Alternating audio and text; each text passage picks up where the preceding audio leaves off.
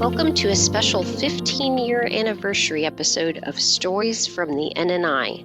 I'm Lisa Friedersdorf, Director of the National Nanotechnology Coordination Office, or NNCO. Today it's my pleasure to welcome Vincent Caprio, Executive Director of the NanoBusiness Commercialization Association.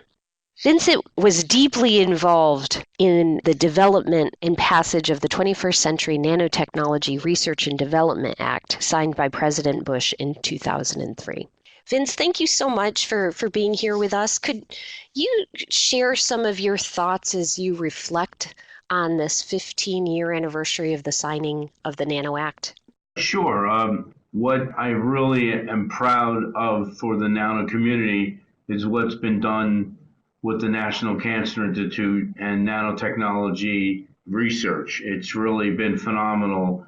On one of my first trips to Washington in January 2002, I had the pleasure of meeting Dr. Mike Rocco from the National Science Foundation, and he sat there and explained to me the vision and what could be done with nanomaterials and cancer research. And most of what he said to me the first day I met him went completely over my head, which would make sense. He laid out a chart for me, a slide, and it probably had more information on one PowerPoint slide than any PowerPoint slide I had ever seen. That slide showed a vision of what could be done in cancer research. So I'm really proud of what the nanotechnology community has achieved there. So you mentioned Mike Rocco, who, as you said, is one of the leaders of the NNI, has been since before it was founded and continues to this day. Were there other areas in the early discussions that struck you as interesting or critical? Nanomembrane filtration for the water industry. Having grown up in New Jersey, and my grandfather was a civil engineer, and he was the director of public works for Newark, New Jersey. So he was very involved with the water supply in Newark and that county. When Dr. Rocco and actually Dr. Teague explained to me some of the advancements with nanomembranes and what in the future these water filtration systems can do, it was really eye-opening to me, considering the fact that we drink water and we take a shower every day. And that to me it just was an unbelievable advancement to be able to take out the impurities in our water system. That's a great example, and I know that water is an area of particular interest to you, and also from our perspective, having a signature initiative devoted to the use of nanotechnology to improve water and reduce energy. We had the pleasure of talking with Pedro Alvarez from the Newt Center at Rice, and he also shared some of his thoughts about the technical advancements of nanotechnology. With respect to the organization that you work with in water, can you discuss a little bit how it's related, or if it's related to the work that you do with the NanoBusiness Commercialization Association? Sure. About in 2008, a lot of research and development from the NNI that had to do with nanomembrane technology.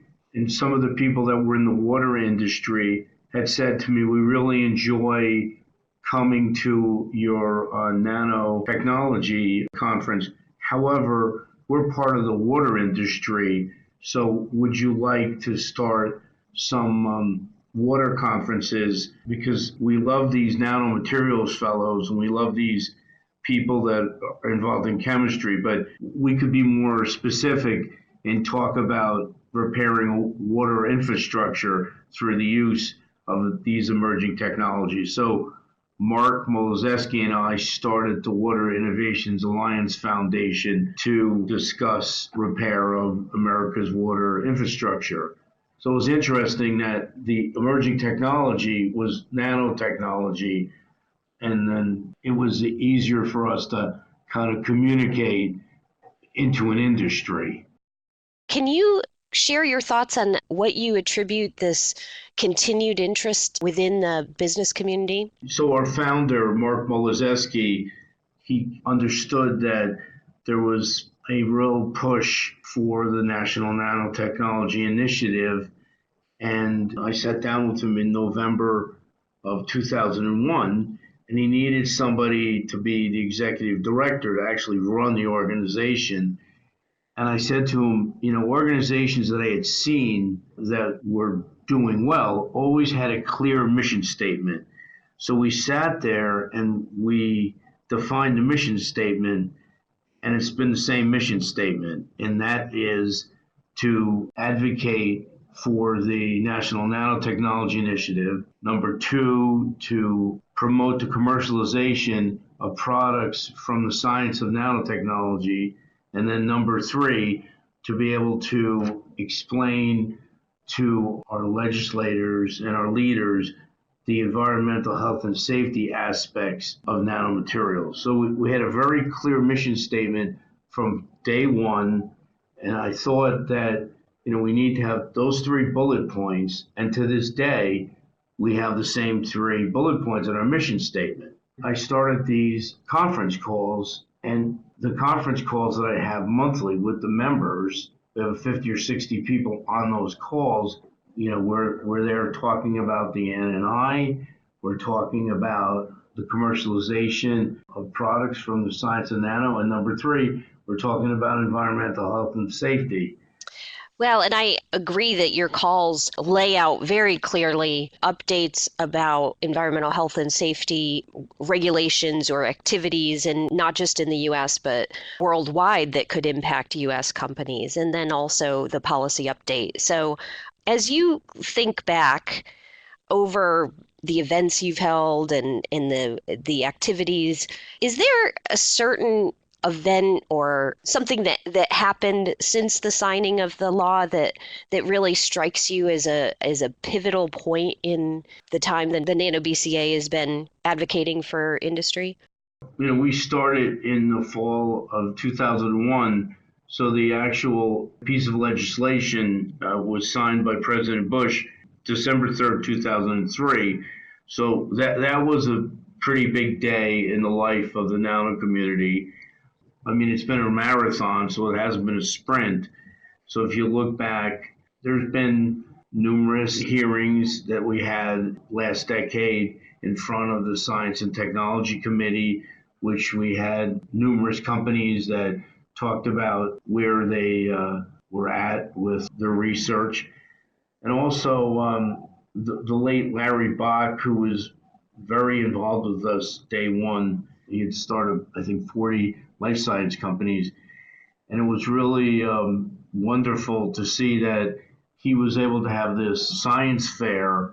And so much of the science fair, his people would discuss the science of nanotechnology. And at that fair, as you know, there were 250,000 attendees. So we had kind of been able to go from relatively obscure to, at a science fair, there's students in high school and college, and that science fair led by Larry, he always promoted the science of nanotechnology. It really made me feel proud that I was involved in something that had become mainstream. Well, we've talked a lot about the past. Could you share your thoughts looking forward? What are the aspects of nanotechnology that excite you the most going into the future? I believe that cancer can be eradicated in my life. And from all the presentations I've ever heard, obviously these targeted nanotherapies will, help people in the recovery and target. And so that's something that I'm actually now a cancer survivor. I had thyroid cancer and I had my thyroid taken out.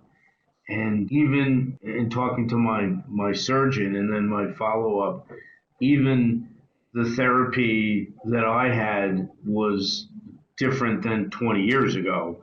So I'm hoping that in my lifetime, people are not going to have to suffer on the recovery. I mean, the advancements that have been made in ovarian cancer and breast cancer are really phenomenal. And then it's amazing, every water treatment center that's built new ones have nanomembrane technology. So when I started, people said, this is an idea, and now every water treatment center does have nanomembrane technology, and the filtration gets better and better all the time.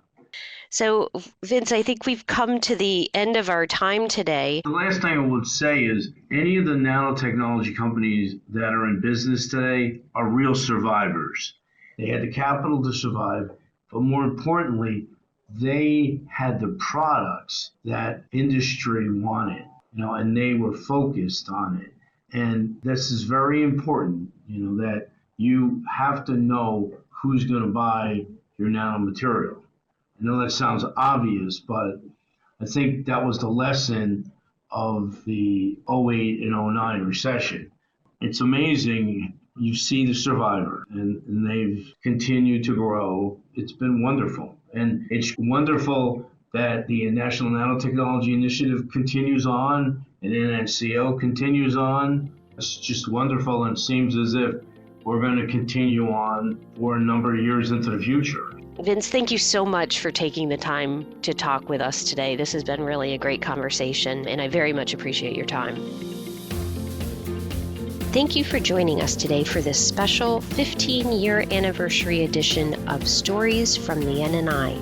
If you would like to learn more about nanotechnology, please visit nano.gov or email us at info@nnco.nano.gov. And check back here for more stories.